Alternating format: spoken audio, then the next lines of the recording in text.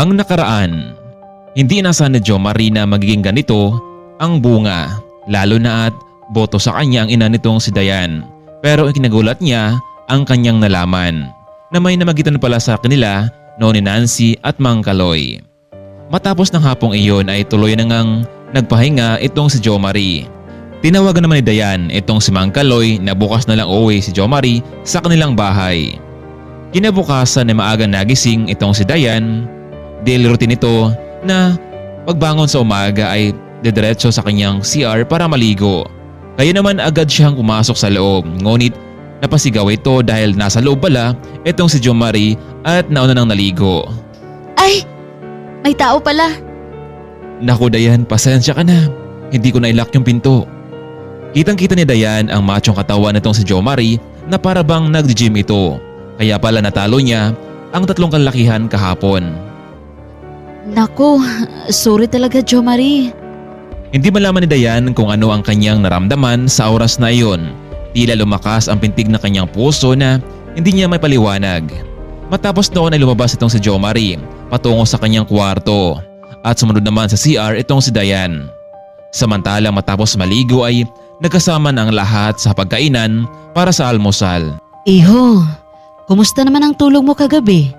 Naku Ma'am Nancy, okay naman po. Maraming salamat nga pala dahil pinatuloy niyo ako dito. Naku Iho, kami nga ang dapat mapasalamat sa iyo eh. Paano kung wala ka sa oras na iyon? Baka kung napano na ang anak ko. Kaya naman, welcome ka palagi dito sa bahay. Gaya ng sabi ko sa iyo kung liligawan mo ang anak ko, walang problema sa akin yon. Nay naman, ano yung pinagsasabi niyo? Nakakaya naman kay Jo Marie.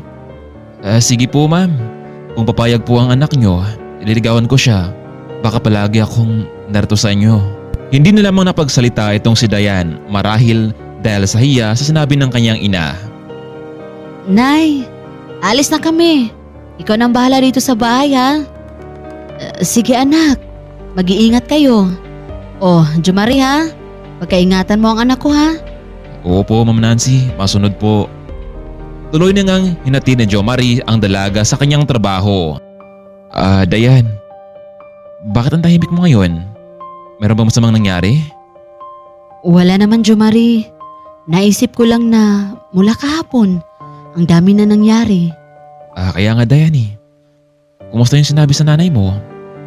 Pwede ba tang ligawan? Jo Marie, pag-isipan ko muna. Baka nabibigla ka lang.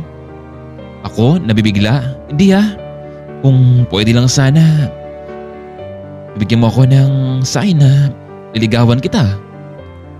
Naku, tsaka na yan Jo Marie. Siya nga pala, naghihintay na rin sa atin si Trixie sa may kanto. Oh, napano yung mukha mo Jo Marie? Ay naku Trixie, kung alam mo lang, may masasamang tawang humarang sa daan nung pauwi na ako. Mabuti na lang at lumaban itong si Jo Marie. Pero natamaan din siya. Ay, kawawa naman pala ang gwapong driver natin.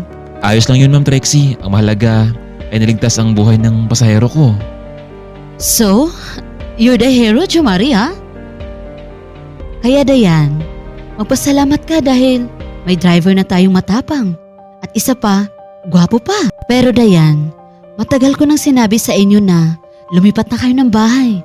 Masyado na kasi kayong malayo doon sa sentro Oo nga Sinabi ko na kay mama na lumipat na lang kami pero makahulugan daw kasi ang lugar na iyon. Pamana pa iyon mula sa lolo ko ang lupa at ang bahay kaya hindi niya basta-bastang maiwan ito.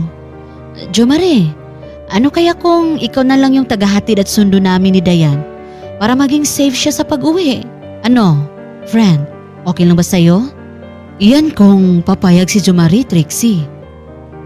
Ano Jo Marie, papayag ka ba bilang taga-sundo namin araw-araw? Oo naman. Bakit hindi? Para maging ligtas kayong dalawa. Kaming dalawa? Baka naman maging ligtas itong si Dayan. Trixie, tumahimik ka nga dyan. Hindi nga bero Jo Marie. Alam mo, napapansin kong lagi na lang namumula itong kaibigan ko kapag pinag-usapan ka. Baka meron nang namumuo sa inyong dalawa at hindi niyo sinasabi sa akin? Hoy friend, magsabi ka nga ng totoo. Trixie, anong pinagsasabi mo dyan? O sige, papayag na rin ako na may magsusundo sa akin para maging safe din yung pagpasok ko. Oh, nandito na pala tayo sa school. So mamayang hapon na lang, Jumari ha. Maghihintay kami ni Dayan dito. Sige Ma'am Trixie. Matapos natid ng binata ang dalawang guro ay nakapag-decision mo na itong umuwi sa bahay ni Mang Kaloy, baka nag-alala na rin ito sa kanya. Lo, nandito na ako. O Jomari, kumusta ka? Mabuti naman at hindi ka napuruhan sa mga lalaking yun. Oo Lo, medyo nagamit ko rin kasi yung kaunting martial art ko na tinuro sa akin sa Maynila. Alam mo Lo, nakita ko na rin yung nanay ni Dayan. Sobrang bait niya at ganda pa. Alam mo, boto siya sa akin na maligaw sa kanyang anak. Oh? Nako naman, napakaswerte mo naman Jomari. Kung ganun, huwag mo nang pakulan pa si Dayan. Maganda siya. At higit sa lahat ay meron siyang trabaho. Oo Lo, pero meron akong isang bagay na natuklasan sa kanilang mag-ina. O ano yun Jomari? Lo, meron ka bang kilalang Nancy Montemayor? Nancy? Oo. Pero medyo matagal na yung panahon yun. Binata pa ako noon. Bakit may tanong? Alam niyo Lo, si Nancy Montemayor pala ay nanay ni Dayan. Ano? Si Dayan ay anak ni Nancy? Ang ibig sabihin ba nito pala, meron talaga siyang asawa at sayang lang talaga yung effort ko noon na pinakita sa kanya? Lo, diyan kayo nagkamali.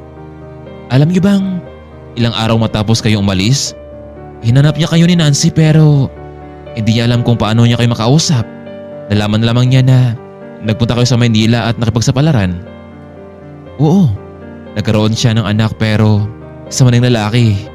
Kaya kung may pagkataon daw, gusto niyang makausap ka at humingi sa'yo ng tawad. Marahil hindi na babalik pa yung nakaraan niyo pero isa lang masabi ko Lo, habang may buhay pa, may pagkataon na pwede pang mabago ang lahat ng buhay. Ewan ko Jomari, naisip ko lang kasi na marami na akong naging sakripisyo sa kanya noon. Pero dahil nga sa naging tricycle driver lamang ako, kaya siguro nagdalawang isip siya na sagutin ako noon. Lo, kahit sa huling pagkakataon, bigyan siya ng isa pang chance. Ewan ko Jomari, marahil pag-isipan ko pa yan na mabuti. Ikaw ang bahala Lo, basta sinabi ko na sa'yo ha. Siya nga pala Jomari, tumawag ang mami mo dito at nangumusta sa'yo. Nako Lo, sinabi mo sa kanya nangyari sa akin? Hindi alam ko namang mag-alala yun kapag sinabi ko sa kanya. Ano palang sadya ni mami bakit napatawag sa'yo? Nako, pinaalala ng mami mo na bukas pala birthday ko. Binati niya ako, tsaka nagpadala siya ng konting pera para daw sanda ako bukas. Nako Lo, sorry. Nakalimutan ko. Bukas na pala yung birthday mo. So, kailangan natin maghanda ha. Tsaka sinabi ko sa mami mo na wag na lang sana dahil tayo lang naman dito sa bahay at wala tayong bisita. Lo, kahit may bisita man tayo o wala, kailangan natin maghanda. Magpasalamat tayo dahil panibagong taon nang dinagdag sa'yo. Tsaka, sana dumating na rin ang totoong forever mo. Hay nako Jomari. Forever? Walang forever dahil matanda na ako. Lo, may forever man o wala, gusto kong maging masaya ka sa karawan mo bukas, okay? Ako nang bahala sa mga handa. Matapos mag-usap ang dalawa ay muli nang bumalik itong si Jomari sa paaralan para sunduin ang dalawang guro.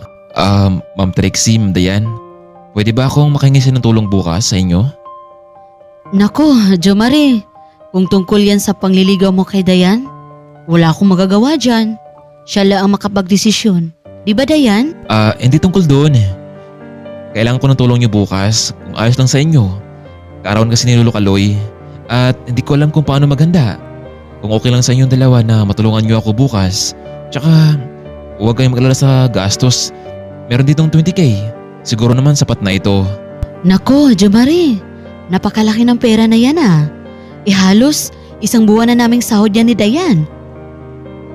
Ano? Matutulungan niyo ba ako? Oo naman. Sakto dahil bukas sa Sabado, wala kaming pasok. Sige, tutulong kami ni Dayan. Nako, maraming salamat sa inyong dalawa ma'am. Ano kaya ang gagawin ng dalawang guro sa birthday celebration ni Mang Kaloy? Magkikita na kayang muli sina Nancy at Kaloy? Ano naman kaya ang maging desisyon ni Dayan kung papayag ba itong ligawan ni Jomari? Kaya mga kaibigan, abangan po natin ang mas nakaka-excite pa na kwento sa buhay ni Nancy at Kaloy, Jo Marie at Dayan. Abangan natin ang ating part 5.